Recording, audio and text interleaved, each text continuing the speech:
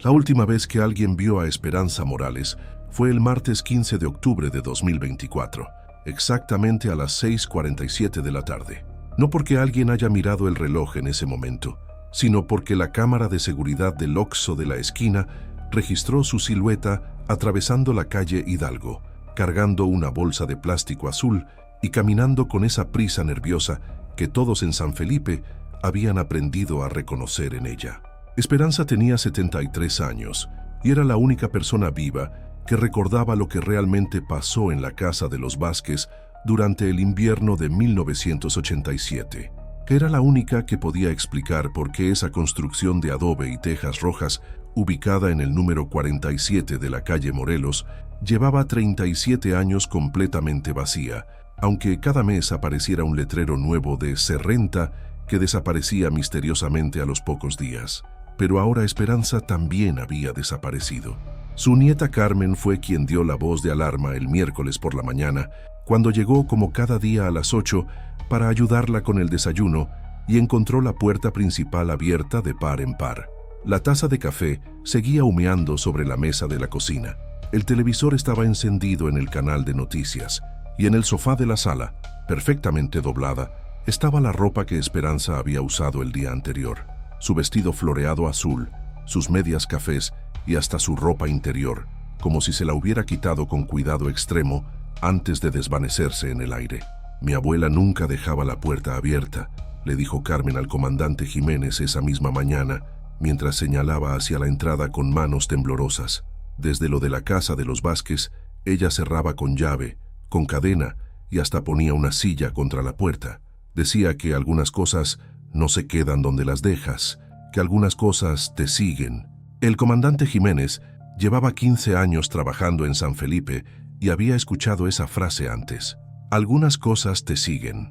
Era lo que habían dicho los testigos de otros casos similares. Lo que había dicho Mercedes Santana antes de desaparecer en marzo de 2019.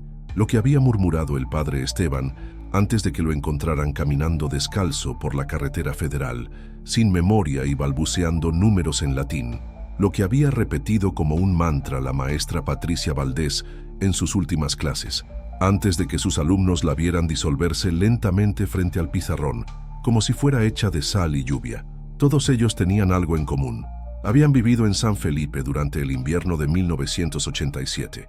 Todos habían sido testigos directos o indirectos de lo que pasó en la casa número 47.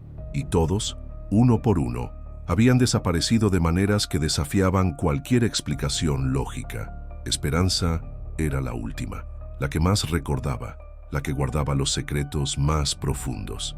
¿Alguna vez sentiste que el silencio guardaba algo que nadie dijo? La casa de los Vázquez seguía ahí, por supuesto, inmutable, esperando. Sus ventanas tapiadas reflejaban el sol de manera extraña, como si la luz se curvara al tocar esos muros. Los vecinos habían aprendido a no mirarla directamente cuando pasaban por la calle Morelos. Los niños corrían al pasar frente a ella, aunque no supieran exactamente por qué. Los perros ladraban y se negaban a caminar por esa acera, y las flores que alguna vez había plantado doña Elena Vázquez en el jardín frontal seguían creciendo, silvestres y desordenadas, a pesar de que nadie las regaba desde hacía décadas. Carmen llevó a los policías hasta el cuarto de su abuela, esperando encontrar alguna pista sobre su paradero. Lo que encontraron, en cambio, fue algo que ninguno de ellos estaba preparado para ver. Pegadas en las paredes, había decenas de fotografías de la casa número 47, tomadas desde diferentes ángulos y en diferentes épocas. Algunas eran en blanco y negro, amarillentas por el tiempo. Otras eran polaroids descoloridas de los años 80. Y las más recientes eran impresiones digitales que mostraban la misma construcción, pero con un detalle perturbador. En cada fotografía había una figura borrosa parada en la ventana del segundo piso. Una silueta que se volvía más nítida conforme las imágenes eran más nuevas. «Mi abuela nunca me enseñó estas fotos», susurró Carmen, observando con horror la progresión cronológica de las imágenes. «Y yo vengo aquí todos los días. Estas fotos no estaban aquí ayer». Pero lo más inquietante no eran las fotografías en sí, sino lo que estaba escrito en el reverso de cada una. Con la letra temblorosa pero inconfundible de Esperanza, había fechas y frases cortas. 15 de enero de 1987, Empezaron los ruidos. 23 de febrero de 1987. Vi la sombra moverse. 3 de marzo de 1987.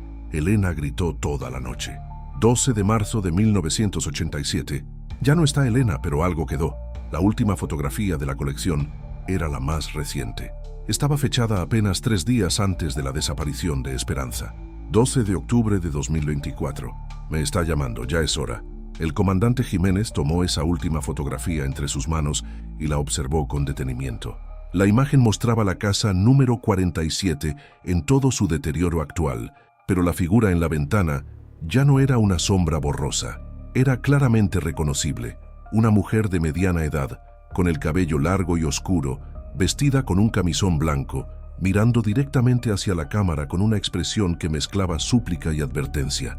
Era Elena Vázquez, la mujer que había desaparecido de esa misma casa en marzo de 1987, dejando atrás solo un rastro de sangre en la escalera y el eco de sus gritos que algunos vecinos juraban seguir escuchando en las noches sin luna. ¿Usted conoció a la señora Elena?, le preguntó el comandante a Carmen mostrándole la fotografía. Carmen negó con la cabeza, pero sus ojos se llenaron de lágrimas. No la conocí, pero mi abuela me habló de ella toda mi vida. Decía que Elena había tratado de advertirles a todos sobre algo que vivía en esa casa, algo que había estado ahí mucho antes de que la familia Vázquez llegara, algo que coleccionaba gente. La palabra coleccionaba quedó flotando en el aire de la habitación como un eco sin respuesta. El comandante Jiménez había investigado muchos casos extraños a lo largo de su carrera, pero nunca había escuchado a alguien describir las desapariciones de esa manera. No como secuestros o accidentes, sino como una forma de recolección sistemática. Cuando salieron de la casa de Esperanza, ya era media tarde y el sol comenzaba a declinar hacia el horizonte. Sin pensarlo conscientemente, el comandante dirigió sus pasos hacia la calle Morelos, seguido por Carmen y los 2 oficiales que lo acompañaban. Necesitaba ver la casa número 47 con sus propios ojos, ahora que sabía lo que sabía. La construcción se alzaba ante ellos como una herida abierta en el paisma urbano de San Felipe. Sus muros de adobe agrietado contrastaban brutalmente con las casas renovadas de ambos lados. Las ventanas tapiadas con tablones de madera carcomida parecían ojos cerrados, y sin embargo, había algo innegablemente vivo en esa estructura, algo que pulsaba debajo de su aparente abandono. «Miren», dijo uno de los oficiales, señalando hacia el suelo frente a la entrada principal. Ahí, grabadas en el concreto agrietado de la banqueta, había docenas de huellas de pies descalzos, huellas que se dirigían desde diferentes direcciones hacia la puerta principal de la casa, pero que no salían de ella, como si decenas de personas hubieran caminado hasta ese umbral a lo largo de los años y simplemente hubieran entrado para nunca volver a salir. Carmen se acercó a las huellas con una fascinación morbosa. «Comandante», murmuró, «esta huella de aquí es del número 37. Es el mismo tamaño que usaba mi abuela». El comandante Jiménez sintió un escalofrío recorrer su espalda. Las huellas eran nítidas, como si hubieran sido hechas en concreto fresco, pero la banqueta tenía décadas de antigüedad, y efectivamente, ahí estaba, una huella que correspondía perfectamente al número de calzado que usaba Esperanza Morales, apuntando directamente hacia la puerta de la casa número 47. En ese momento, mientras observaban las huellas bajo la luz dorada del atardecer, todos escucharon lo mismo, el sonido inconfundible de pasos lentos y deliberados que venían desde el interior de la casa abandonada, pasos que bajaban una escalera, pasos que se acercaban hacia la puerta principal, y entonces, imposiblemente, la puerta se abrió. No con un crujido dramático o el gemido de bisagras oxidadas. Se abrió silenciosamente, como si fuera empujada por una brisa inexistente, revelando un interior completamente negro que parecía absorber la luz en lugar de reflejarla. Desde esa oscuridad llegó hasta ellos una voz que reconocieron inmediatamente. Era la voz de Esperanza Morales, pero transformada, como si viniera desde una gran distancia o desde el fondo de un pozo muy profundo. «Carmen», decía la voz, «Carmen, ven acá. Ya es hora de que entiendas lo que tu abuela siempre supo». Carmen dio un paso hacia adelante, como hipnotizada, pero el comandante Jiménez la detuvo tomándola del brazo. En ese momento, la puerta se cerró de nuevo con un sonido seco y definitivo. El silencio que siguió fue total. Ni siquiera se escuchaban los sonidos normales de la tarde. Los coches pasando, los niños jugando, los perros ladrando. Era como si San Felipe entero hubiera contenido la respiración. Si algo así te tocó alguna vez, escribe "Yo me acuerdo" en los comentarios.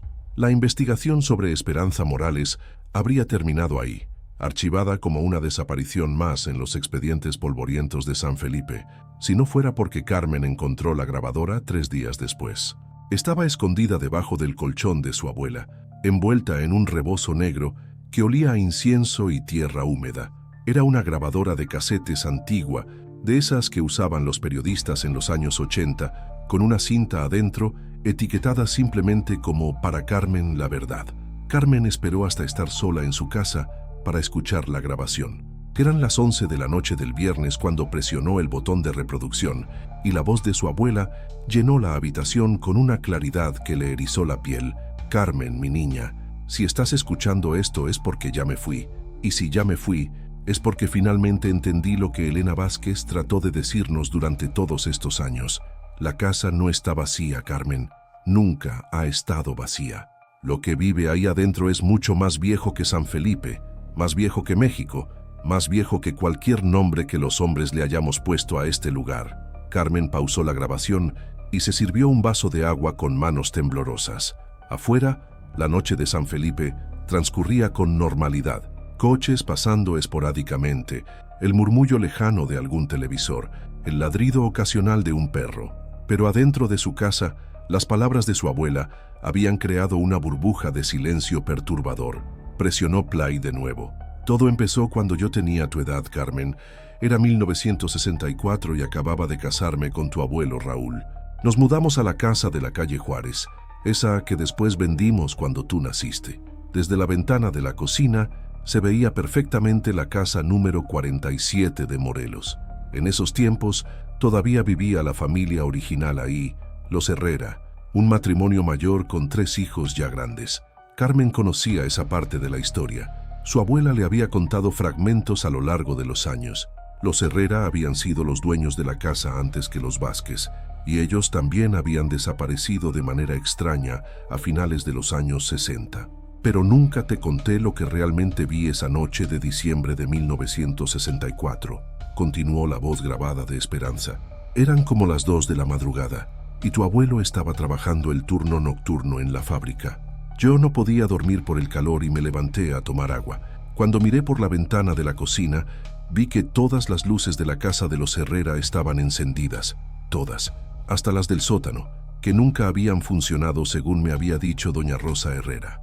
La grabación hizo una pausa, y Carmen pudo escuchar la respiración trabajosa de su abuela, como si le costara recordar los detalles. Las ventanas estaban abiertas de par en par a pesar del frío, y por cada ventana, Carmen, por cada ventana había alguien asomado. No solo la familia Herrera, había más gente, muchas más personas de las que podían caber en esa casa, rostros que no reconocía, personas de diferentes edades, algunas vestidas con ropa moderna y otras con ropas que parecían de otros tiempos. Todos mirando hacia afuera, todos completamente inmóviles. Carmen sintió que el aire de su habitación se volvía denso. Se acercó a la ventana y corrió las cortinas, necesitando asegurarse de que nadie la estuviera observando desde la oscuridad. "Conté 27 personas en total", siguió la voz de Esperanza. 27 rostros diferentes asomados por las ventanas de una casa que tenía solo 5 habitaciones. Y todos me estaban mirando directamente a mí, como si supieran que yo los estaba observando. Fue entonces cuando entendí que algo en esa casa no seguía las reglas normales del espacio y el tiempo. La grabación se cortó abruptamente, y por un momento Carmen pensó que había terminado. Pero después de unos segundos de estática, la voz de su abuela regresó, ahora con un tono más urgente. "Los Herrera desaparecieron 3 semanas después de esa noche. Los 5 no se llevaron nada, no dijeron nada a los vecinos, simplemente se fueron. O eso creíamos todos. Pero yo sabía la verdad, no se habían ido a ningún lado. Se habían quedado en la casa, pero ya no eran visibles para el resto del mundo. Habían pasado al otro lado". Carmen pausó la grabación de nuevo y caminó hasta la cocina. Necesitaba procesar lo que estaba escuchando. Su abuela siempre había sido una mujer práctica, realista, poco dada a fantasías o supersticiones. Escucharla hablar sobre el otro lado con tanta convicción era perturbador. Cuando regresó a su habitación y reanudó la grabación, la voz de Esperanza había adquirido un tono confesional. Después vinieron otras familias a vivir a la casa. Los Mendoza duraron 6 meses. Los García, apenas 2. Todos reportaban las mismas cosas: ruidos en las paredes, voces susurrando en habitaciones vacías, la sensación constante de estar siendo observados, y todos terminaban igual, desapareciendo sin dejar rastro. ¿Alguna vez sentiste que hay lugares donde el tiempo se comporta diferente? Hasta que llegaron los Vázquez en 1985. Elena era diferente a las demás, más sensible tal vez, o más valiente. Durante los primeros meses, parecía que la casa había encontrado finalmente a la familia correcta. Elena incluso me comentó una vez que se sentía protegida ahí, que la casa la cuidaba. Pero para el invierno de 1987, algo había cambiado. Carmen recordaba vagamente haber escuchado historias sobre Elena Vázquez cuando era niña. Era una de esas figuras míticas del pueblo, como el fantasma del panteón o la Llorona del río. Pero escuchar a su abuela hablar de ella como una persona real, como alguien con quien había tenido conversaciones, le daba una dimensión completamente diferente a la historia. Elena empezó a venir a visitarme en enero de 1987. Continuó la grabación. Estaba muy nerviosa y me contó cosas que sonaban imposibles. Decía que en su casa vivían más personas de las que podía ver, que por las noches escuchaba conversaciones completas en el comedor, pero cuando bajaba a revisar no había nadie ahí, que encontraba platos sucios en la cocina por las mañanas, platos que nadie de su familia había usado. La voz de Esperanza se quebró ligeramente, pero lo más perturbador de todo era lo que me contó sobre los espejos. Elena juró que todos los espejos de su casa reflejaban más personas de las que realmente estaban en la habitación, rostros que aparecían detrás de ella cuando se cepillaba el cabello, siluetas que se movían en el espejo del comedor durante la cena, sombras que existían solo en el reflejo, no en la realidad. Carmen sintió un escalofrío y evitó mirar hacia el espejo de su tocador. La historia que estaba escuchando transformaba objetos cotidianos en fuentes potenciales de terror. Elena me pidió ayuda, Carmen. Me suplicó que fuera a su casa a ver por mí misma lo que estaba pasando, y yo fui cobarde. Le dije que seguramente era su imaginación, que el estrés de la mudanza y adaptarse a una casa nueva puede hacer que la mente vea cosas que no están ahí. Ahora me arrepiento de no haberle creído. La grabación hizo otra pausa larga, llena de estática y del sonido de fondo de alguien llorando en silencio. La última vez que vi a Elena fue el 11 de marzo de 1987. Llegó a mi casa corriendo, descalza y con el camisón roto.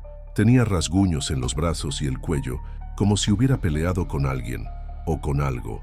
Me dijo que ya no podía distinguir entre las personas reales de su familia y las personas que solo existían en la casa, que durante la cena había contado 12 personas sentadas en la mesa, pero su familia solo tenía 4 miembros. Carmen se dio cuenta de que estaba conteniendo la respiración. La historia de su abuela tenía una cualidad hipnótica que la obligaba a seguir escuchando, a pesar del miedo creciente que sentía. Elena me rogó que la dejara quedarse en mi casa esa noche, pero yo tenía miedo, Carmen. Miedo de que si la ayudaba, lo que fuera que vivía en su casa también viniera por mí. Así que le dije que regresara con su familia, que todo iba a estar bien. Fue la última vez que alguien la vio viva. La voz de Esperanza se volvió apenas un susurro. Esa misma noche escuché los gritos. Toda la calle Morelos los escuchó. Gritos que duraron hasta el amanecer, pero nadie se atrevió a ir a ver qué pasaba. Al día siguiente, cuando finalmente llegó la policía, encontraron la casa vacía. No había rastro de Elena ni de su familia. Solo sangre en las escaleras y todas las ventanas abiertas, como si algo hubiera salido volando de ahí. La grabación se cortó de nuevo, y esta vez Carmen pensó que realmente había terminado. Pero después de casi un minuto de silencio, escuchó la voz de su abuela una última vez, ahora con una urgencia desesperada. Carmen, si estás escuchando esto, es porque ya es demasiado tarde para mí. Pero tal vez no sea demasiado tarde para ti. La casa está despierta de nuevo. Puedo sentirlo. Después de todos estos años de silencio, algo la ha activado otra vez. Y yo sé que fue el día que cumpliste 30 años, el mismo día que Elena desapareció hace 37 años, Empecé a escuchar mi nombre susurrado por las noches. La casa me está llamando, Carmen. Y cuando una casa como esa te llama, no puedes ignorarla para siempre. El casete se detuvo con un clic final que resonó en el silencio nocturno de San Felipe como un disparo. Carmen se quedó sentada en su cama, procesando todo lo que acababa de escuchar. Afuera el pueblo dormía en aparente tranquilidad, pero ella sabía que esa tranquilidad era una ilusión. Su abuela había desaparecido hace una semana, y ahora comprendía que no había sido un accidente o un secuestro común, había sido una cita. Si tú también crees que algunos recuerdos no mueren, escribe "Yo vi la señal" aquí abajo. ¿Sabes un bafo no hacer arrestarse? Carmen llevó la grabación al comandante Jiménez la mañana siguiente, pero no fue la única evidencia nueva que apareció esa semana. El martes, cuando los trabajadores municipales llegaron a podar los árboles de la calle Morelos, encontraron algo que cambió completamente la investigación. Enterrada apenas a unos centímetros bajo las raíces del fresno que crecía frente a la casa número 47, había una caja de metal oxidada que contenía docenas de fotografías, cartas y documentos que databan desde 1923. La caja estaba envuelta en hule plástico y había permanecido completamente seca, a pesar de las décadas enterrada. Pero lo más perturbador no era su estado de conservación, sino el hecho de que la última carta agregada a la colección estaba fechada apenas 5 días atrás, el mismo día que Esperanza Morales había desaparecido. «Es la letra de mi abuela», confirmó Carmen cuando el comandante le mostró el documento, escrito en una cuartilla amarillenta con tinta azul. «Pero esto es imposible. ¿Cómo pudo enterrar esta caja si desapareció de su casa?» La carta decía simplemente: «Para quien encuentre esto, ahora entiendo lo que Elena quiso decirnos. La casa no mata a las personas, las preserva, las guarda para cuando las necesite. Yo vi a mi madre ahí adentro anoche, aunque murió hace 15 años. Vi a mi hermano Roberto que desapareció cuando teníamos 10 años. Vi a todos los que pensábamos que se habían ido. Están esperando, Carmen. Todos estamos esperando». Esperanza Morales, 15 de octubre de 2024. El comandante Jiménez organizó el contenido de la caja cronológicamente sobre su escritorio, y lo que encontró fue un registro detallado de casi 100 años de desapariciones en San Felipe, todas conectadas directa o indirectamente con la casa número 47 de la calle Morelos. La primera entrada era una carta fechada en 1923, escrita por un hombre llamado Teodoro Salinas. «La construcción de mi casa nueva ha perturbado algo que debió quedarse dormido. Los trabajadores escuchan voces que vienen de debajo de la tierra. Ayer encontramos huesos que no son de animal, pero tampoco parecen completamente humanos. He decidido mudar la familia a Guadalajara antes de que termine el invierno». Teodoro Salinas había sido el constructor original de la casa número 47. Según los documentos, había diseñado la construcción siguiendo las especificaciones exactas que había recibido en sueños durante 3 noches consecutivas. Los planos incluían detalles arquitectónicos que no correspondían a ningún estilo conocido de la época: habitaciones con ángulos imposibles, escaleras que subían y bajaban al mismo tiempo, y un sótano con dimensiones que no coincidían con las medidas exteriores de la casa. ¿Alguna vez soñaste con un lugar que sabías que existía, aunque nunca hubieras estado ahí? La siguiente serie de documentos correspondía a la familia Herrera, los primeros habitantes de la casa que Esperanza había mencionado en su grabación.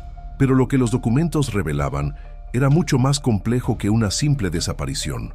Los Herrera habían documentado meticulosamente sus experiencias paranormales durante los 4 años que vivieron ahí. El diario de Rosa Herrera, la matriarca de la familia, contenía entradas que describían fenómenos que parecían seguir un patrón específico. Marzo 15, 1965. Anoche volvió a pasar. Durante la cena éramos 5 personas en la mesa, pero cuando conté los platos al recoger había 8 platos sucios. Pregunté a toda la familia y nadie recuerda haber usado los platos extras. Abril 3, 1965. Mi hijo Pablo jura que hay un niño de su edad viviendo en el ático. Dice que juegan juntos todas las tardes. Cuando subí a revisar, encontré 2 sets de juguetes dispuestos como si 2 niños hubieran estado jugando. Pero Pablo es hijo único. Mayo 22, 1965. La casa está creciendo. Sé que suena imposible, pero esta mañana encontré una habitación que no estaba ahí ayer. Es pequeña, apenas un closet, pero tiene una ventana que da hacia un patio que no existe. Cuando miro por esa ventana, veo personas caminando por ese patio inexistente, personas que reconozco, pero que sé que murieron años atrás. Carmen leyó estas entradas con una fascinación morbosa. Los síntomas que describía Rosa Herrera eran idénticos a los que su abuela había atribuido a Elena Vázquez 20 años después. La casa no solo preservaba a sus habitantes desaparecidos, sino que parecía seguir el mismo patrón de comportamiento a través de las décadas. El comandante Jiménez sacó una fotografía en blanco y negro de la caja y se la mostró a Carmen. «Esta es la imagen más perturbadora de todas», dijo con voz grave. La fotografía, fechada en el reverso como diciembre 1967, última foto familiar, mostraba a los 5 miembros de la familia Herrera posados frente a la casa número 47. Pero cuando Carmen observó la imagen con detenimiento, se dio cuenta de que había algo terriblemente extraño. Detrás de cada miembro de la familia, ligeramente traslapadas como dobles exposiciones, había otras figuras, sombras de personas que parecían ser las mismas personas, pero en diferentes edades o vestidas con ropas de diferentes épocas. Rosa Herrera aparecía como una anciana de unos 70 años, pero su sombra traslapada mostraba a una niña de no más de 8 años. Su esposo Manuel se veía como un hombre de mediana edad, pero su sombra era la de un anciano encorvado, y los niños tenían sombras de adultos, como si la fotografía hubiera capturado no solo su presente, sino también su futuro. Es como si la casa pudiera ver todas las versiones de una persona al mismo tiempo, murmuró Carmen. Pasado, presente y futuro, todos existiendo simultáneamente. Pero lo más inquietante de la fotografía era el fondo. Las ventanas de la casa número 47 estaban llenas de rostros. Docenas de rostros que miraban hacia la cámara, algunos nítidos y otros borrosos, como si pertenecieran a personas de diferentes épocas o diferentes niveles de existencia. Y entre todos esos rostros, Carmen pudo reconocer uno que le resultaba familiar. Era su abuela Esperanza, pero no como la había conocido en vida, sino como una versión mucho más joven, de unos 20 años. «Comandante», susurró Carmen, señalando el rostro en la ventana. «Esta fotografía es de 1967. Mi abuela tenía 16 años en 1967. Nunca vivió en esa casa. ¿Cómo es posible que aparezca ahí?» El comandante Jiménez no tenía respuesta para esa pregunta, pero tenía una teoría que había estado desarrollando conforme revisaba los documentos. La casa número 47 no solo coleccionaba a las personas que vivían en ella, sino que de alguna manera había estado marcando a los futuros residentes desde décadas antes de que llegaran. La evidencia más convincente de esta teoría estaba en el último conjunto de documentos de la caja, los escritos de Elena Vázquez durante los 2 años que vivió en la casa. Su diario personal, que nadie sabía que existía, revelaba que ella había estado soñando con la casa desde niña, mucho antes de que su familia se mudara ahí. Enero 10, 1987. He estado teniendo el mismo sueño desde que tengo memoria. Camino por una casa que conozco perfectamente, aunque nunca he estado ahí en la vida real. En el sueño, todas las habitaciones están llenas de gente, pero son personas de diferentes épocas. Algunas visten como en fotografías antiguas, otras usan ropa moderna que ni siquiera existe todavía, y todos me miran como si me estuvieran esperando. Febrero 3, 1987. El sueño ha cambiado. Ahora la casa del sueño es exactamente igual a mi casa real. Cada detalle coincide perfectamente, pero en el sueño veo habitaciones adicionales que no existen cuando estoy despierta. Habitaciones llenas de fotografías de personas que no conozco, pero que me resultan familiares, como si las hubiera conocido en otra vida. Febrero 20, 1987. Encontré algo terrible hoy.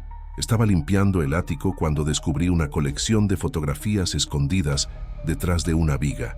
Son fotografías de mí, Carmen. Fotografías de mí en esta casa, pero usando vestidos que nunca he tenido y peinada de maneras que nunca me he peinado. En algunas fotografías aparezco con personas que no reconozco, pero que según las fechas escritas en el reverso, fueron tomadas años antes de que yo naciera. Carmen sintió que el mundo se tambaleaba a su alrededor. La descripción que Elena hacía de las fotografías misteriosas era idéntica a las que habían encontrado en el cuarto de su abuela.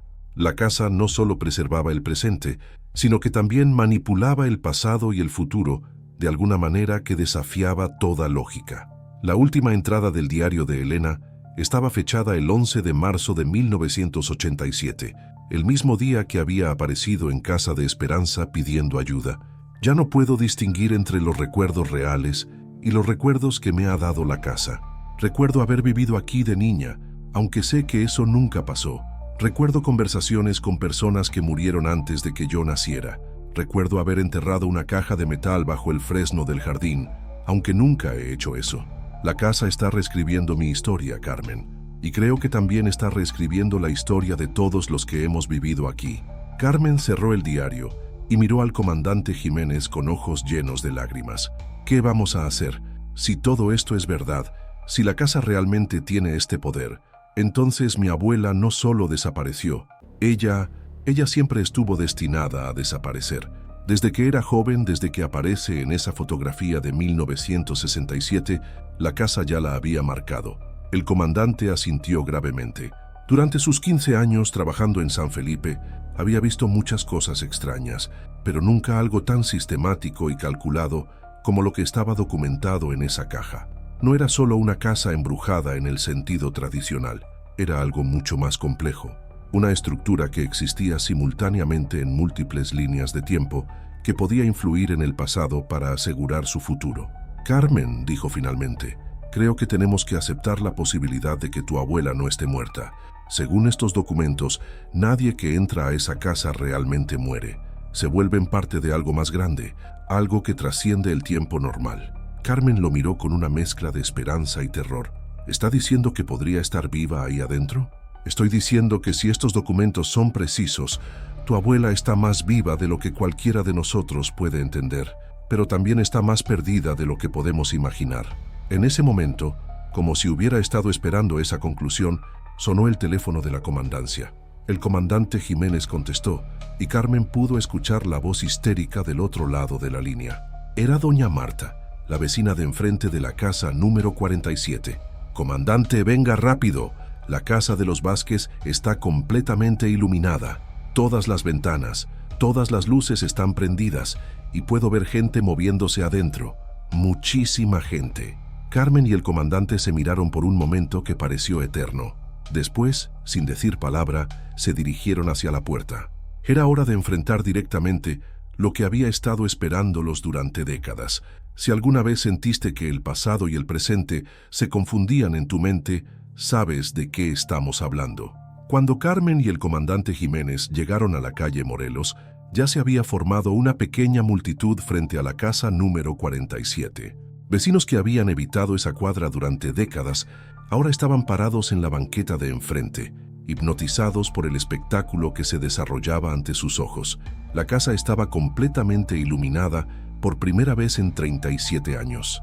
Cada ventana brillaba con una luz dorada que parecía venir de docenas de lámparas interiores, y las siluetas que se movían detrás de las cortinas sugerían una actividad frenética en el interior. Pero lo más perturbador era el sonido, una mezcla de voces conversando, música de diferentes épocas superpuesta y el murmullo constante de lo que parecía ser una reunión familiar muy grande. ¿Cuánta gente puede vivir en esa casa?, preguntó doña Marta, la vecina que había hecho la llamada. Llevo 50 años viviendo aquí enfrente y nunca había visto tantas sombras moviéndose ahí adentro. Carmen contó las siluetas que podía distinguir a través de las ventanas del primer piso. Había al menos 20 personas diferentes caminando, sentándose, gesticulando como si estuvieran en medio de conversaciones animadas. En el segundo piso podía ver otras tantas figuras y ocasionalmente sombras que subían y bajaban por lo que parecía ser la escalera principal. «Comandante», murmuró Carmen, ¿puede ver la ventana del ático? El comandante Jiménez dirigió su mirada hacia la pequeña ventana triangular en la parte más alta de la casa. Ahí, claramente visible a pesar de la distancia, estaba la figura de una mujer mayor con el cabello blanco recogido en un chongo. Estaba parada completamente inmóvil, mirando directamente hacia ellos. «Es mi abuela», susurró Carmen. Es Esperanza. Pero mientras observaban, la figura en el ático cambió. En un parpadeo, la mujer mayor se transformó en una versión más joven de sí misma, luego en una niña, después en una anciana aún mayor de la que Carmen recordaba. Era como si todas las edades de Esperanza Morales estuvieran existiendo simultáneamente en ese espacio imposible. ¿Has notado algo más?, preguntó el comandante, señalando hacia el jardín frontal de la casa. Carmen siguió su mirada y sintió que se le helaba la sangre. El jardín, que había estado salvaje y descuidado durante décadas, ahora estaba perfectamente mantenido. Las flores que había plantado Elena Vázquez en 1985 florecían como si acabaran de ser sembradas. El pasto estaba verde y recién cortado, y caminando por ese jardín imposiblemente perfecto, había una mujer de mediana edad, con un vestido azul, que Carmen reconoció inmediatamente por las fotografías. Era Elena Vázquez. Elena se movía lentamente entre las flores, como si estuviera disfrutando de una tarde normal de jardinería. Ocasionalmente, se detenía para oler una rosa o arrancar una mala hierba inexistente. Y cada vez que levantaba la mirada hacia la multitud de vecinos que la observaba desde la calle, sonreía y saludaba con la mano, como si fuera completamente normal que ella estuviera ahí después de haber desaparecido hacía 37 años. «Esto no puede estar pasando», murmuró uno de los vecinos. «Elena murió cuando yo era niño». Pero Elena no solo estaba ahí, sino que parecía consciente de la presencia de los observadores. Después de unos minutos de jardinería, caminó hacia la puerta principal de la casa y la abrió de par en par. Desde el interior salió un grupo de personas que Carmen no reconoció inmediatamente, pero que los vecinos más viejos comenzaron a identificar con voces llenas de asombro. «Es Rosa Herrera y Manuel, pero si desaparecieron en los 60. Esa es la maestra Valdés, la que se desvaneció en el salón de clases. Dios mío, ahí está mi compadre Roberto. Desapareció hace 15 años». Una por una, las personas que habían desaparecido en San Felipe a lo largo de las décadas comenzaron a salir de la casa número 47. No como fantasmas o apariciones espectrales, sino como personas completamente sólidas y normales, vestidas con la ropa que usaban el día de su desaparición, moviéndose con naturalidad y saludando a los vecinos como si acabaran de regresar de un viaje largo. Carmen vio salir a su abuela Esperanza del interior de la casa. Caminaba lentamente, apoyándose en su bastón favorito, exactamente como lo hacía cuando estaba viva. Cuando llegó hasta la puerta del jardín, se detuvo y miró directamente hacia Carmen. «Mi niña», dijo Esperanza, y su voz sonaba exactamente igual que siempre. «Ven acá, es hora de que entiendas». Carmen dio un paso hacia adelante, pero el comandante Jiménez la detuvo tomándola del brazo. «Carmen, no, algo no está bien, mira sus ojos». Carmen observó más detenidamente a su abuela y se dio cuenta de lo que el comandante había notado. Los ojos de Esperanza estaban completamente negros. No era que tuviera las pupilas dilatadas, sino que la totalidad de sus ojos era de un negro profundo que parecía absorber la luz en lugar de reflejarla. Y cuando Carmen miró a las demás personas que habían salido de la casa, se dio cuenta de que todas tenían los mismos ojos completamente negros. ¿Alguna vez has visto a alguien que conocías, pero que sabías que ya no era realmente esa persona? Carmen, continuó la voz de Esperanza, la casa ha estado esperándote. Todos hemos estado esperándote. Tu lugar aquí está preparado desde hace mucho tiempo. En ese momento, Carmen notó algo que la llenó de horror. Entre las personas que habían salido de la casa, había una figura que reconoció inmediatamente. Era ella misma, una versión idéntica de Carmen, vestida con la misma ropa que llevaba puesta en ese momento, pero con los mismos ojos negros que los demás. La otra Carmen le sonrió y le hizo una seña para que se acercara. «Esa no soy yo», susurró Carmen al comandante. «Esa cosa no soy yo». «Lo sé», respondió el comandante, manteniendo firmemente sujeto su brazo. «Pero sea lo que sea, sabe exactamente cómo ser tú». La multitud de vecinos comenzó a murmurar con una mezcla de fascinación y terror. Algunos reconocían a familiares que habían desaparecido años atrás, y la tentación de acercarse a hablar con ellos era casi irresistible. Doña Marta dio varios pasos hacia adelante, llamando el nombre de su hermana, que había desaparecido en 1995. «Lupita», Lupita, ¿eres tú? La mujer que parecía ser Lupita sonrió y extendió los brazos hacia su hermana. Marta, ven acá. Te he extrañado tanto. Ven a vivir conmigo de nuevo. Doña Marta estaba a punto de cruzar la calle cuando el comandante gritó: «No se acerquen, nadie se acerque a la casa». Pero su advertencia llegó demasiado tarde para don Carlos, un hombre de 60 años que había reconocido a su esposa entre las figuras del jardín.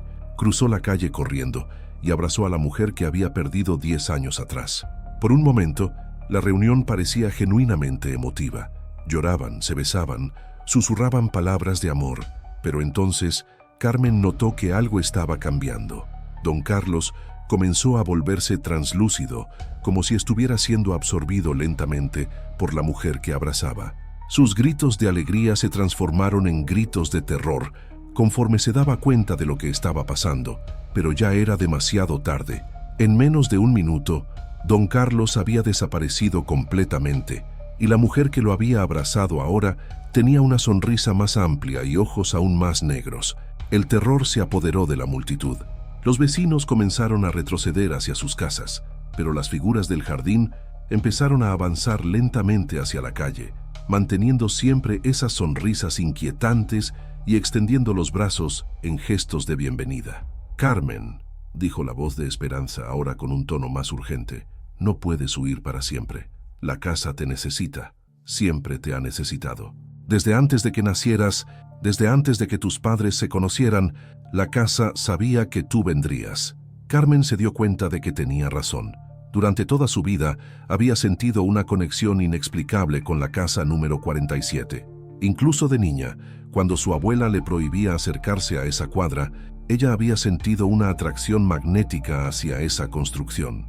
Había soñado con esas habitaciones, había caminado por esos pasillos en sueños que parecían más reales que la vida despierta. «No es justo», murmuró Carmen. «Yo nunca elegí esto. Nadie lo elige», respondió la otra Carmen, la de los ojos negros, acercándose lentamente. «Pero todos llegamos aquí eventualmente. Es más fácil si no luchas contra ello».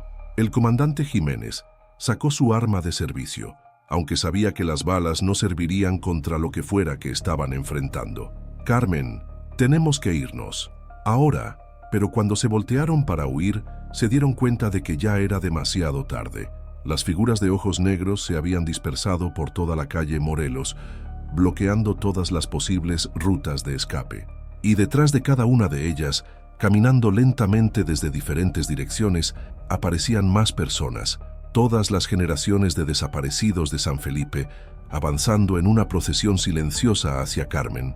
«La casa está lista para ti», dijo Esperanza, ahora a solo unos metros de distancia. «Hemos preparado tu habitación. Está exactamente como la diseñaste en tus sueños». Carmen cerró los ojos y trató de recordar esos sueños recurrentes que había tenido desde niña. Y con horror, se dio cuenta de que sí había diseñado una habitación en sus sueños. Una habitación perfecta, en una casa que conocía íntimamente, sin haber estado nunca ahí. Una habitación que la estaba esperando. «¿Qué quieren de mí?», preguntó con voz quebrada. «Que termines lo que empezaste», respondió Elena Vázquez, apareciendo súbitamente a su lado. «La casa necesita completar su colección, y tú, Carmen, eres la pieza final». En ese momento, todas las luces de la casa número 47 se apagaron simultáneamente, sumiendo la calle Morelos en una oscuridad que parecía más densa que la noche normal. Y en esa oscuridad, Carmen pudo escuchar claramente la voz de su abuela, pero ahora sin el filtro de cariño y protección que siempre había conocido. «Ven a casa, Carmen, ven a casa para siempre». Si alguna vez has sentido que un lugar te llamaba sin poder explicar por qué, entonces, ¿sabes lo que Carmen estaba experimentando en ese momento? En esa oscuridad absoluta que envolvía la calle Morelos, Carmen tomó la decisión más difícil de su vida. En lugar de huir o resistirse, comenzó a caminar lentamente hacia la casa número 47. «Carmen, ¿qué estás haciendo?», gritó el comandante Jiménez, tratando de seguirla en la penumbra. «Lo que siempre supe que tendría que hacer», respondió Carmen con una calma que la sorprendió a ella misma. «Comandante, si algo sale mal, si no regreso, quiero que sepa que esto no fue culpa de nadie. La casa me ha estado esperando toda mi vida, y yo Yo también la he estado esperando a ella. Conforme Carmen se acercaba a la entrada de la casa, las luces comenzaron a encenderse de nuevo, pero de manera diferente esta vez. En lugar de la iluminación dorada y cálida que habían visto antes, ahora cada ventana brillaba con una luz azulada y fría que parecía venir de otro mundo.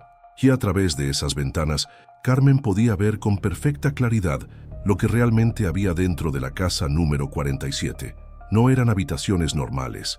Cada ventana revelaba espacios imposibles, cuartos que parecían extenderse infinitamente hacia adentro, escaleras que subían y bajaban simultáneamente, pasillos que se curvaban sobre sí mismos en ángulos que desafiaban la geometría.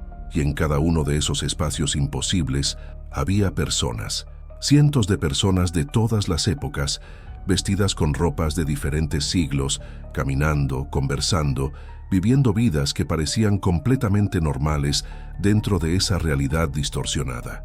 Carmen pudo ver a familias completas cenando en comedores que no deberían caber en el espacio físico de la casa. Vio a niños jugando en patios interiores, que eran más grandes que todo el terreno donde se asentaba la construcción. Vio a ancianos leyendo en bibliotecas llenas de libros que brillaban con luz propia. «¿Es ahí donde está mi abuela?», murmuró Carmen, fascinada a pesar del terror. «Tu abuela está donde siempre ha estado», respondió la voz de Elena Vázquez, ahora directamente detrás de ella. «Está en casa. Todos estamos en casa». Carmen se volteó y vio a Elena de pie en el umbral de la puerta principal, pero ahora sus ojos no eran completamente negros como los de los demás. Eran normales, humanos, llenos de una tristeza profunda y una comprensión que parecía haber crecido a través de décadas de existencia imposible. «Tú eres diferente», observó Carmen. «No eres como los otros». Elena asintió lentamente. «Porque yo fui la primera en entender realmente lo que es este lugar. Los demás fueron tomados por sorpresa, pero yo elegí quedarme. Elegí convertirme en la guardiana». «¿Guardiana de qué?». «De la memoria», respondió Elena, haciendo un gesto hacia el interior de la casa. «Carmen, ¿alguna vez te has preguntado qué pasa con las personas cuando mueren? ¿A dónde van realmente? Esta casa es un lugar donde la muerte no tiene sentido, donde el tiempo no se comporta como debería, donde las personas pueden seguir existiendo sin las limitaciones de la vida normal». Carmen miró nuevamente a través de las ventanas y comenzó a entender algo terrible y maravilloso al mismo tiempo. «No están muertos», susurró, «están preservados». «Exactamente», confirmó Elena, «pero no como objetos en un museo. Están vivos, Carmen, más vivos de lo que jamás fueron en el mundo exterior. Aquí pueden existir en todas sus edades simultáneamente. Pueden reunirse con familiares de diferentes generaciones, pueden experimentar momentos de felicidad perfecta que duran para siempre». Carmen sintió una mezcla de horror y fascinación. «¿Pero a qué costo? ¿Por qué no pueden salir?». Elena sonrió con tristeza. «Porque el mundo exterior es limitado, Carmen. El tiempo solo va en una dirección. Las personas envejecen, mueren, se pierden para siempre. Aquí, en cambio, nada se pierde jamás. Tu abuela puede ser simultáneamente la niña que fue, la mujer que conociste y la anciana sabia que está destinada a ser». Desde el interior de la casa llegó una voz familiar. Era Esperanza, pero su voz sonaba diferente, más joven y más vieja al mismo tiempo. «Carmen, mi niña, ven a ver tu habitación. La hemos estado preparando para ti durante tanto tiempo». Carmen se encontró caminando hacia el interior de la casa sin haberlo decidido conscientemente. Cada paso que daba hacia adelante se sentía como regresar a un lugar donde siempre había pertenecido. El umbral no se sintió como una barrera, sino como un abrazo. El interior de la casa era exactamente como lo había visto en sus sueños, pero multiplicado por infinito. Los pasillos se extendían en direcciones que no deberían existir. Las escaleras llevaban a pisos que estaban simultáneamente arriba y abajo, y por todas partes había personas viviendo vidas imposibles y perfectas. ¿Alguna vez has estado en un lugar que se sentía más real que la realidad misma? Carmen vio a su abuela Esperanza en el salón principal, pero no era una sola versión de ella. Era todas las versiones. La niña de 5 años jugando con muñecas que brillaban con luz propia, la adolescente de 15 años leyendo libros que se escribían solos conforme ella los leía, la mujer de 30 años cargando a un bebé que Carmen reconoció como su propia madre, la anciana de 70 años, tejiendo con hilos que conectaban a todas las otras versiones de sí misma. «Abuela», susurró Carmen acercándose lentamente. Todas las versiones de Esperanza voltearon hacia ella al mismo tiempo y sonrieron. «Carmen», dijeron al unísono, «finalmente llegaste a casa. Pero, ¿qué va a pasar conmigo aquí? ¿Voy a convertirme en eso?» Elena, que había seguido a Carmen hacia el interior, se acercó y tomó su mano.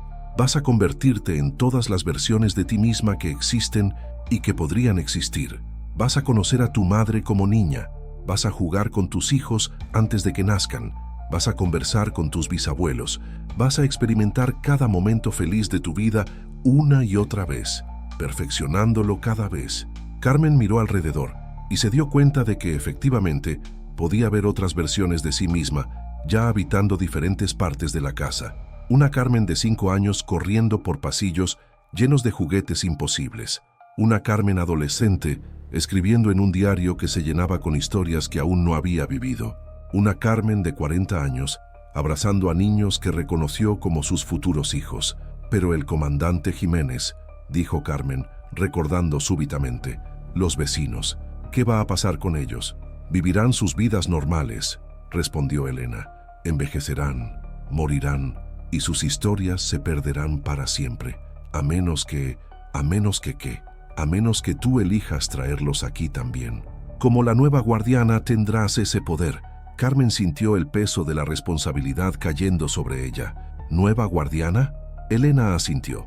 «Yo he estado cuidando este lugar durante 37 años, Carmen, pero mi tiempo está llegando a su fin.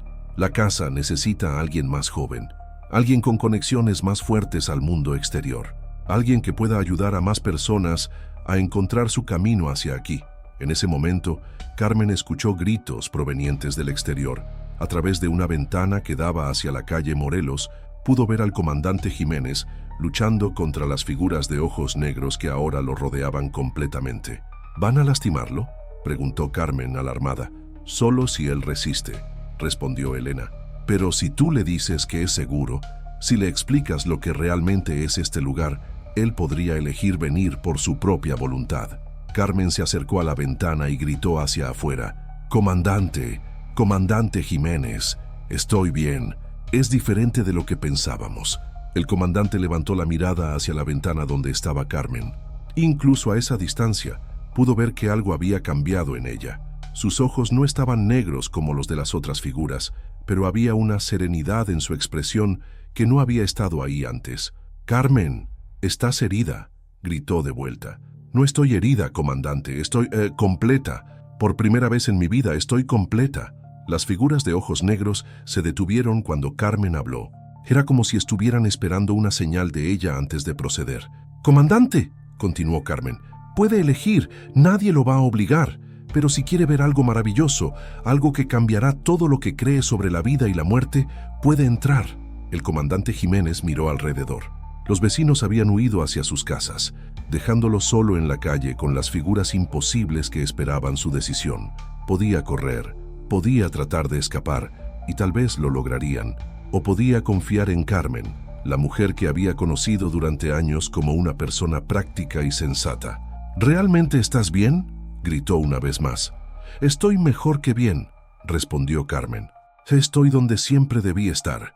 El comandante Jiménez miró hacia la casa número 47, con todas sus luces imposibles y sus espacios que desafiaban la lógica.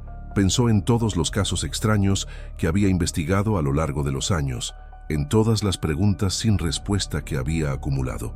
Pensó en su propia vida, divorciado, sin hijos, acercándose a la jubilación sin haber resuelto realmente ninguno de los misterios que lo habían obsesionado. Y lentamente, con las manos levantadas en señal de rendición pacífica, comenzó a caminar hacia la casa. Carmen sonrió desde la ventana mientras lo veía acercarse. Pronto tendría a alguien del mundo exterior con quien compartir las maravillas de este lugar imposible. Pronto podría comenzar su trabajo como guardiana, ayudando a más personas a encontrar su camino hacia una existencia que trascendía las limitaciones normales de la vida y la muerte. Pero mientras veía al comandante cruzar el umbral, Carmen no se daba cuenta de que en las sombras más profundas de la casa algo mucho más antiguo y menos benevolente que Elena Vázquez, observaba su nueva adquisición con una satisfacción que había estado creciendo durante siglos. Si alguna vez has sentido que podías elegir entre una vida normal y algo completamente extraordinario, sabes la tentación que enfrentó el comandante Jiménez en ese momento. 3 meses después de los eventos en la calle Morelos, San Felipe había regresado aparentemente a la normalidad. La casa número 47 volvía a estar en silencio, con las ventanas tapiadas y el jardín creciendo salvajemente. Los reportes oficiales describían la desaparición de Carmen Morales y el comandante Jiménez como un caso sin resolver, probablemente relacionado con crimen organizado. Los vecinos evitaban hablar del tema y la vida del pueblo continuaba como si nada hubiera pasado. Pero Marcela Vega, la nueva comandante de policía que había llegado desde Guadalajara para reemplazar a Jiménez, sabía que algo no estaba bien. Los expedientes que había heredado contenían demasiadas desapariciones inexplicadas, demasiados casos archivados sin investigación real, demasiados patrones extraños que todos apuntaban hacia la misma dirección. La primera señal de que el caso seguía activo llegó un martes por la mañana, cuando doña Sofía, la dueña de la papelería, reportó algo imposible. Había visto a Carmen Morales comprando flores en el mercado municipal a las 6 de la madrugada. «Comandante, yo conocí a esa muchacha desde que era niña», insistió doña Sofía cuando Marcela la entrevistó. Era Carmen, sin duda alguna. Vestía el mismo tipo de ropa que siempre usaba, tenía el mismo peinado, la misma manera de caminar, pero cuando traté de hablarle, me miró con unos ojos que no eran normales. «¿Qué quiere decir con no normales?», preguntó Marcela. Eran ojos que habían visto demasiado. Ojos de alguien que sabe secretos que no debería saber. Y cuando me sonrió, comandante, cuando me sonrió tuve la sensación de que podía ver directamente dentro de mi alma. Marcela anotó meticulosamente los detalles del testimonio, pero lo que realmente la perturbó fue lo que doña Sofía le contó después. Carmen había comprado exactamente el mismo tipo de flores que Elena Vázquez solía comprar antes de desaparecer en 1987. Flores que ya no se vendían en San Felipe desde hacía décadas, pero que de alguna manera habían aparecido frescas en el puesto del mercado esa mañana. Los reportes siguieron llegando durante las semanas siguientes. Carmen había sido vista en diferentes partes del pueblo, siempre temprano por la mañana o tarde por la noche, siempre haciendo actividades que parecían completamente normales, comprando comida, caminando por el parque central, visitando la biblioteca municipal. Pero todos los testigos coincidían en el mismo detalle perturbador. Sus ojos habían cambiado. ¿Has notado alguna vez que algunas personas parecen saber cosas que no deberían saber? El comandante Jiménez también había sido visto, según los reportes, pero sus apariciones eran aún más inquietantes que las de Carmen. Los testigos lo describían caminando por las calles en su uniforme de policía, pero realizando actividades que no tenían sentido, tomando fotografías de casas vacías con una cámara que no aparecía en las fotos, escribiendo reportes en cuadernos que se veían llenos, pero cuyas páginas estaban en blanco cuando otros los revisaban, entrevistando a personas que nadie más podía ver. Marcela decidió investigar por su cuenta. Una noche de luna nueva, se dirigió hacia la calle Morelos con una cámara de video y una grabadora digital. Quería documentar cualquier actividad extraña que pudiera estar ocurriendo alrededor de la casa número 47. Lo que encontró superó sus expectativas más extrañas. La casa no estaba vacía. A través de las grietas entre los tablones que cubrían las ventanas, Marcela pudo ver luces moviéndose en el interior. Y cuando acercó el oído a la puerta principal, escuchó claramente el sonido de una fiesta en progreso. Conversaciones animadas, risas, música de diferentes épocas tocando simultáneamente. Pero lo más perturbador de todo fue cuando reconoció voces específicas en esa cacofonía de sonidos. Escuchó la voz de Carmen hablando sobre planes para expandir la colección. Escuchó la voz del comandante Jiménez discutiendo protocolos de reclutamiento. Y por encima de todas las demás voces, escuchó una voz femenina que no reconoció, pero que parecía estar dirigiendo las conversaciones como si fuera la anfitriona de la reunión. Marcela activó su grabadora y comenzó a documentar todo lo que escuchaba. Pero cuando reprodujo la grabación más tarde en su oficina, descubrió algo que la llenó de horror. La grabadora había capturado no solo las voces del interior de la casa, sino también su propia voz respondiendo a preguntas que no recordaba haber escuchado. En la grabación se escuchaba claramente a Marcela diciendo: «Sí, entiendo. San Felipe necesita más protección, más personas que comprendan la verdadera naturaleza de este lugar». Y después: no tengo familia que me extrañe. Nadie se preocuparía si decidiera quedarme aquí permanentemente». Marcela no recordaba haber dicho ninguna de esas cosas, pero al escuchar la grabación se dio cuenta de algo aterrador. La voz que respondía era completamente suya, pero expresaba pensamientos que sabía que nunca había tenido. Al día siguiente, comenzó a encontrar evidencia de que alguien había estado usando su oficina durante las noches. Expedientes que habían sido reorganizados, reportes nuevos archivados en cajas que ella no recordaba haber tocado, y lo más perturbador de todo, fotografías de ella misma trabajando en su escritorio, tomadas desde ángulos que sugerían que el fotógrafo había estado parado dentro de la oficina mientras ella trabajaba. Pero Marcela estaba sola en la comandancia durante esas horas. Las fotografías mostraban claramente que estaba sola. Sin embargo, alguien había estado ahí, lo suficientemente cerca para tomar esas imágenes sin que ella se diera cuenta. Una semana después, Marcela encontró una carta en su escritorio que reconoció inmediatamente. Era la letra de Carmen Morales. «Comandante Vega, sé que ha estado investigando lo que pasó con nosotros. Quiero que sepa que estamos bien, mejor que bien. Hemos encontrado un propósito que va más allá de la vida normal. San Felipe es un lugar especial, comandante. Un lugar donde las personas importantes no se pierden para siempre. Un lugar donde los protectores verdaderos pueden seguir protegiendo incluso después de que sus vidas normales hayan terminado. Usted es una protectora, comandante.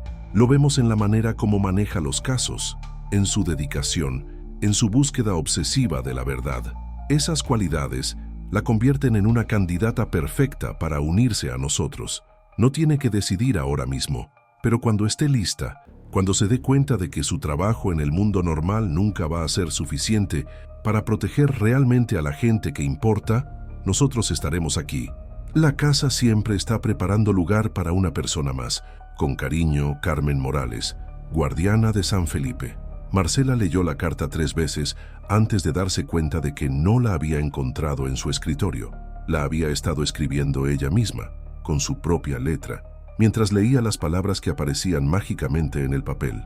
Esa noche, Marcela empacó sus pertenencias personales y envió una carta de renuncia a sus superiores en Guadalajara. En el reporte explicaba que había decidido retirarse del servicio policial por motivos personales y que se quedaría en San Felipe permanentemente para explorar nuevas oportunidades profesionales. Al amanecer del día siguiente, los vecinos de la calle Morelos vieron a una mujer caminando lentamente hacia la casa número 47. Llevaba una maleta pequeña y una expresión de paz absoluta en el rostro. Cuando llegó a la puerta principal, ésta se abrió sin que ella la tocara, revelando un interior lleno de luz dorada y el sonido de voces dándole la bienvenida. La comandante Marcela Vega entró a la casa y la puerta se cerró suavemente detrás de ella. 3 días después, llegó el nuevo comandante de policía desde la capital del estado, un hombre joven llamado Ricardo Zamora, ambicioso y decidido a limpiar los expedientes pendientes de San Felipe. No sabía nada sobre la historia de la casa número 47, no había escuchado las historias de desapariciones, no tenía idea de lo que había pasado con sus predecesores. Pero Carmen lo había estado observando desde que recibió el nombramiento. Y Elena había comenzado a preparar una nueva habitación en la casa, una habitación que sabía que sería perfecta para alguien con el perfil psicológico del comandante Zamora. La casa número 47 seguía creciendo, seguía coleccionando y seguía esperando, porque en San Felipe algunas cosas nunca terminan realmente. Solo se transforman, evolucionan y se preparan para la siguiente fase de su existencia imposible. Los vecinos que quedaban habían aprendido a no hacer preguntas sobre las luces que ocasionalmente aparecían en las ventanas tapiadas. Habían aprendido a no investigar los sonidos de conversaciones que salían de la casa durante las noches sin luna.